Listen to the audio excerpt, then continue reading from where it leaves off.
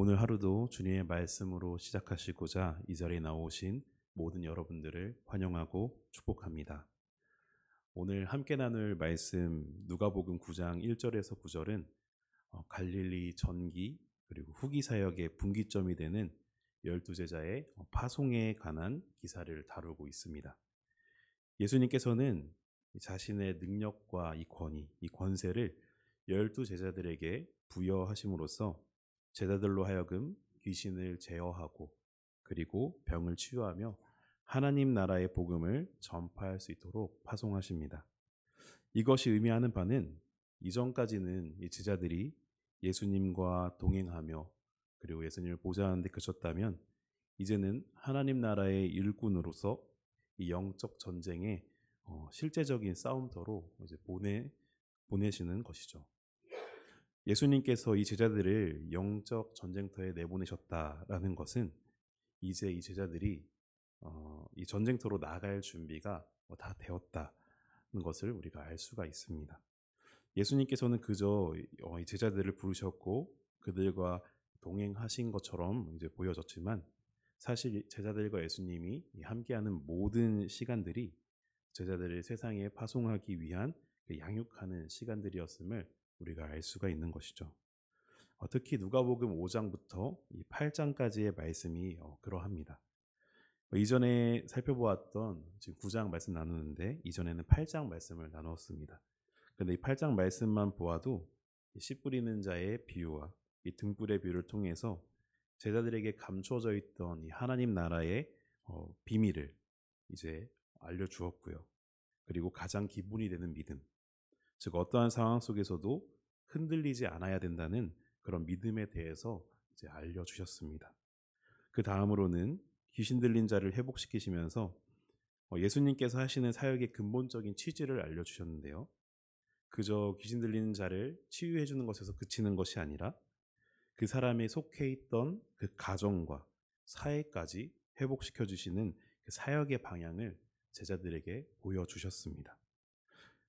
또한 혈루증을 앓던 여인을 치유하신 사건을 통해서 사회적으로 소외받고 있는 사람들 또한 구원을 주신다는 그 사실을 가르쳐 주셨고, 죽은 소녀를 다시 일으키시는 기적을 통해서 그 누구도 할 수 없는 하나님의 절대적인 이 능력에 대해서 신뢰함을 가르쳐 주셨습니다.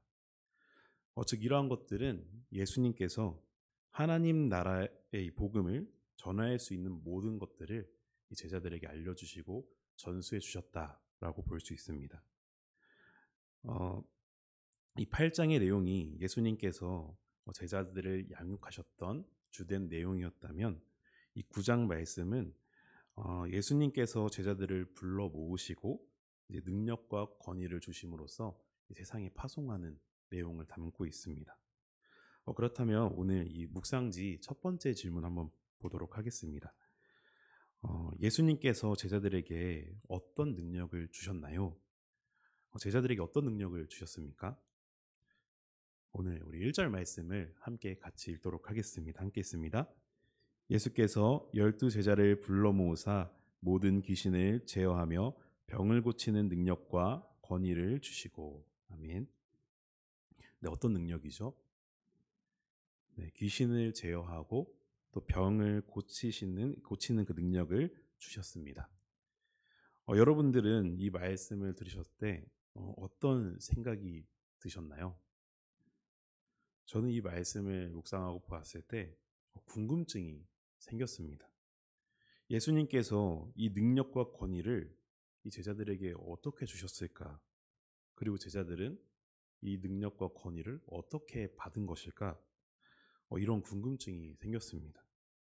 본문에는 전혀 언급되지 않고 있습니다. 적어도 이것이 물건처럼 서로 주고받는 그런 것은 아니었을 것입니다. 그런데 굳이 성경에 이 능력과 권위를 어떻게 주고받았는지는 기록되지 않았는데 그 이유가 정말 간단했습니다. 그 이유를 적을 필요가 없었기 때문입니다. 이 능력과 권위가 예수님으로부터 제자들에게 어떻게 전달이 되었는지 이미 성경 모든 말씀에 녹아져 있기 때문에 따로 적을 필요가 없었던 것이죠. 1절 말씀만 봐도 능력과 권위 앞에 어떤 수식어가 붙는 것을 우리가 발견할 수 있습니다. 바로 귀신을 제어하며 병을 고치는 이라는 수식어가 붙어 있죠. 이 수식어를 유추해 보자면 귀신을 제어하고 병을 고치는 것, 그것이 어디에서 나왔는지 아십니까? 바로 전 말씀인 8장에서 나오는 말씀입니다. 거라사인 귀신 축사와 12의 혈루증을 앓던 여인을 고치신 것을 상기시키는 표현입니다. 그런데 이 8장의 내용을 상기시키는 것이 이 능력과 권위를 전달해 주는 것과 무슨 상관이 있느냐, 그것이 중요한 것이겠죠. 그래서 말씀 읽다 보니까 그 힌트는 8장 1절에 있더라고요. 1절에서 말씀을 이렇게 전해 주십니다. 예수께서 각 성과 마을에 두루 다니시며 하나님의 나라를 선포하시며 그 복음을 전하실새 12 제자가 함께 하였고, 이렇게 말합니다.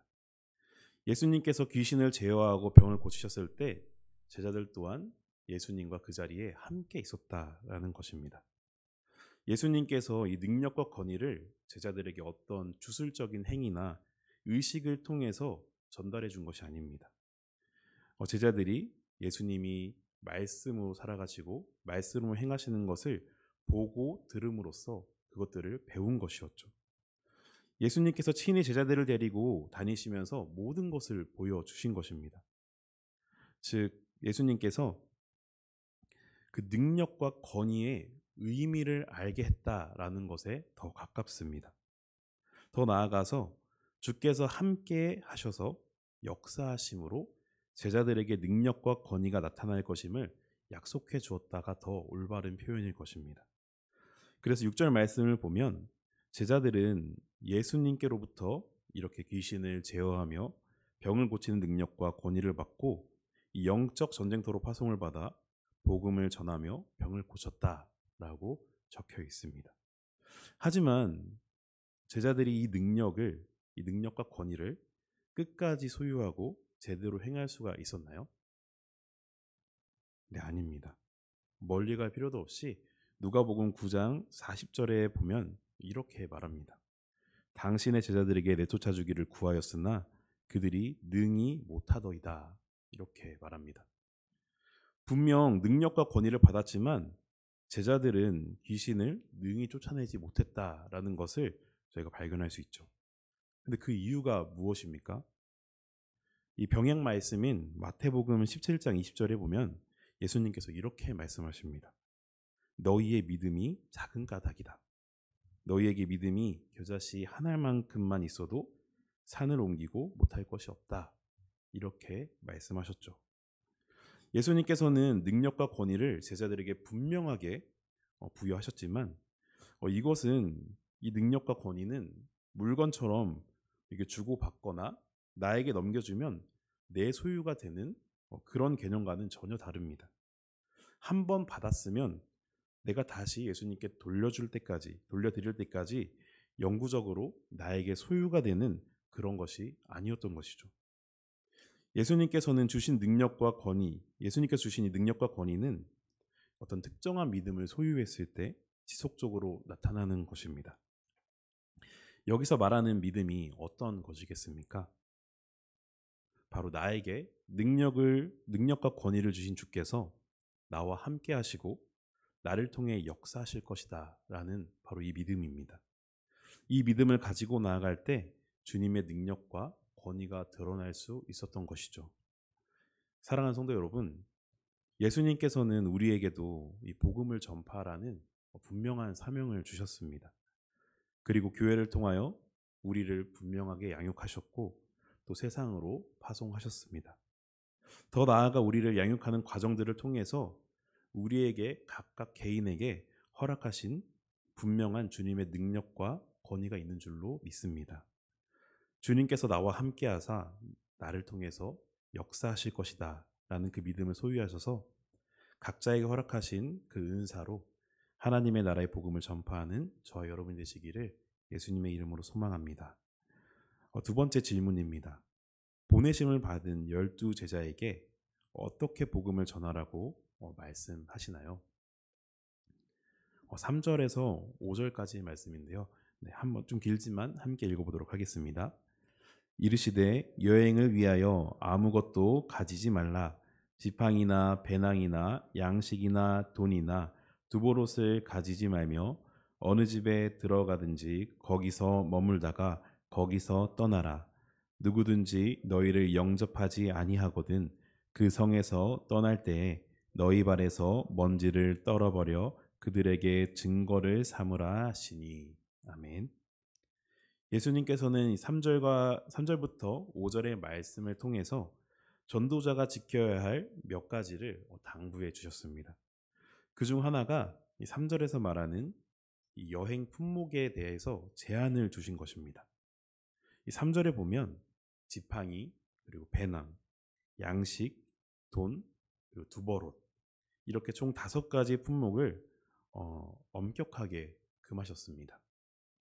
혹시 이 5가지 품목의 특징이 무엇인지 아십니까? 이 지팡이나 배낭, 그리고 양식, 돈, 두보롯은 이 당시에 장거리 여행자들에게 있어서 최소한의 필요한 필수 여행 장비였습니다. 여행을 하기 위해서 다른 것보다도 가장 필요했던 것들, 이것만큼은 꼭 있어야 된다 했던 것들이 바로 이 5가지의 물품인 것이죠. 그런데 예수님께서는 이 5가지를 챙기지 말라, 아무것도 챙기지 말라 이렇게 말씀하십니다. 그 이유가 무엇일까요? 이 정확한 의미를 파악하기 위해서 공간복음인 이 마태복음과 마가복음을 함께 비교해 보면 더욱 좋습니다.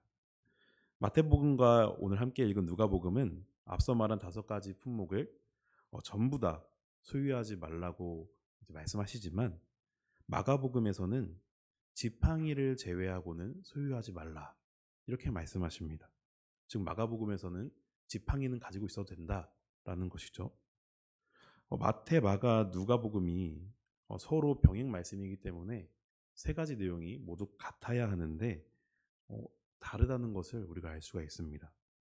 이것은 이 마태복음과 마가복음과 누가복음 기록할 때 오류가 있었다라기보다 마태와 누가 그리고 마가가 생각했던 이 지팡이에 대한 강조점이 달랐기 때문입니다. 이 여행자에게 지팡이는 2가지 용도로 사용이 되었었습니다. 첫 번째는 편하게 여행을 하기 위해서 이 지팡이를 의지해서 짚고 걷는데 그런데 필요한 용도로 사용을 했었고요.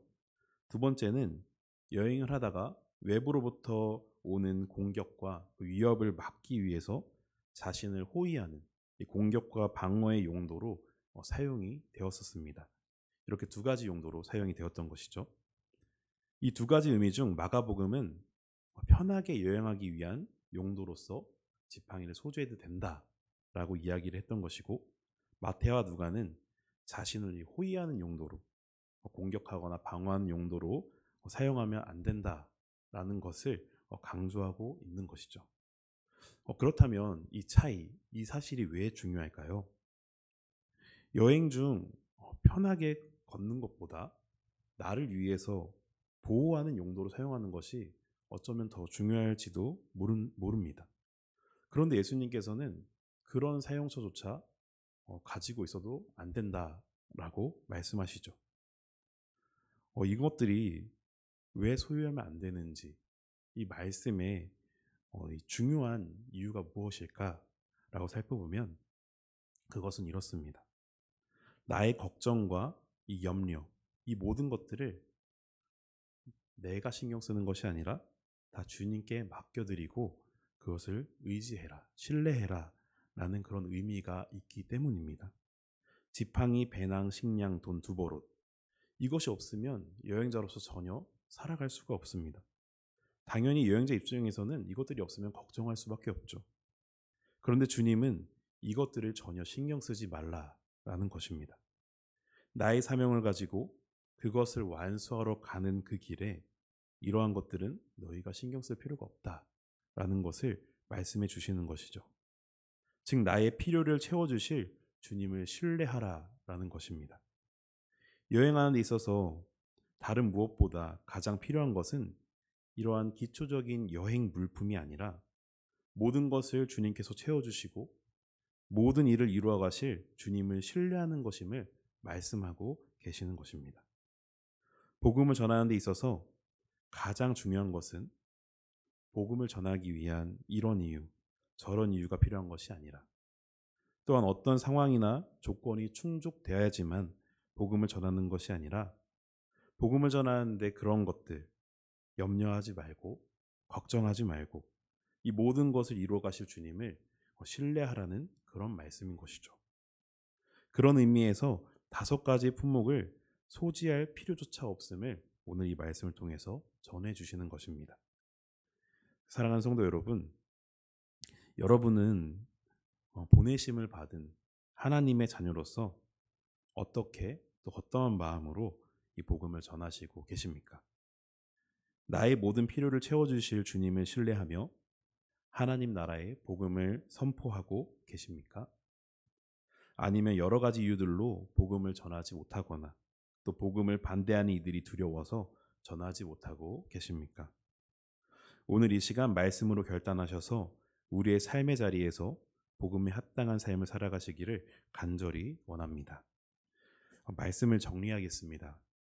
첫 번째 질문과 두 번째 질문의 답을 정리하면 공통점이 있습니다. 바로 모든 것을 주님께 맡겨드리는 것, 바로 맡겨드리는 것입니다.